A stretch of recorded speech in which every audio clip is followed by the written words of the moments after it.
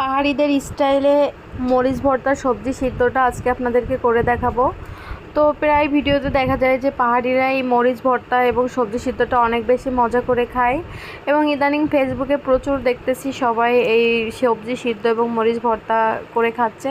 তো এটা দেখে আমার অনেক দিন থেকেই খুবই মন চাচ্ছিল এভাবে একদিন খেতে, যদিও আমি খুবই সবজি লাভার। তো আমার এখানে আমার বাসাতে যে সবজি অ্যাভেলেবেল ছিল আমি সেগুলো দিয়েই আজকে এগুলো করে দেখাবো। তো তার জন্য এখানে বরবটি, পটল, মিষ্টি কুমড়া এবং ঢেঁড়স নিয়ে নিলাম। নিয়ে এটাকে আমি শুধুমাত্র লবণ পানিতে সিদ্ধ করে নিব।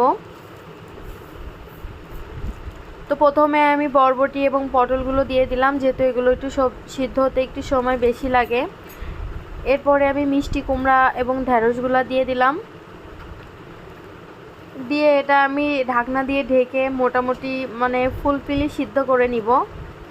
দেখতে মনে হচ্ছে যে হয়তোবা কম সিদ্ধ হয়েছে, কিন্তু খাইলে বুঝতে পারবেন যে পুরোটাই সিদ্ধ হয়ে গিয়েছে। পাহাড়িরা কিন্তু দেখা যায় হাফ সিদ্ধই করে সবজিগুলা, কিন্তু আমি ফুলফিলি সিদ্ধ করেছি। কিন্তু কালারটা দেখেন অনেক সুন্দর আছে মাশাআল্লাহ। এখানে আমি মরিচ ভর্তাটা করব পেঁয়াজ, রসুন এবং কাঁচামরিচ দিয়ে। এটা তেল ছাড়া লবণ হলুদ দিয়ে কিছু সময় নেড়ে চেড়ে এটা পাটায় বেটে একটা ভর্তা করে নিব। পাহাড়িরা যদিও এখানে অনেক কিছু ইউজ করে, শীতল, চিংড়ি টিংড়ি, আমার কিছুই নাই।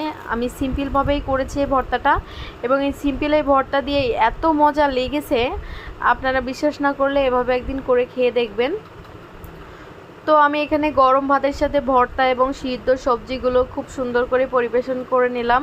সবজির কালারগুলো মাশাআল্লাহ জাস্ট ওয়াও, এবং এটা দেখতেও যতটা সুন্দর লোভনীয় লাগছে, খেতেও এত বেশি মজা ছিল। তবে আমি বলবো যারা ঝাল খেতে পারেন না, এই রেসিপিটা একদমই তাদের জন্য না। এই মরিচ ভর্তাটা এত বেশি ঝাল ঝাল লাগে, আর এত বেশি ঝাল আমি যখন খাচ্ছিলাম আমার কান মাথা ঝালে গরম হয়ে গিয়েছিল। তবুও আমি তো ঝাল পছন্দ করি বা খেতে পারি, এজন্য আমার কাছে অনেক বেশি মজা লেগেছে।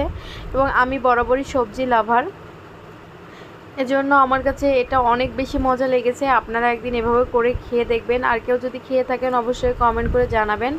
আর এমন নতুন নতুন ভিডিও পেতে আমার চ্যানেলটি সাবস্ক্রাইব করে রাখবেন।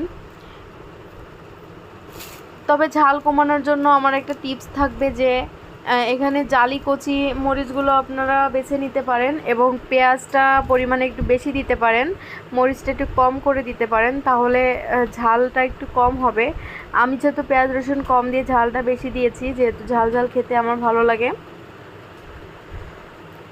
তো thank you watching my video, এবং আমার ভিডিওটি ভালো লাগলে অবশ্যই চ্যানেলটি সাবস্ক্রাইব করতে ভুলবেন না। অসংখ্য ধন্যবাদ সবাইকে পুরো ভিডিওটি দেখার জন্য।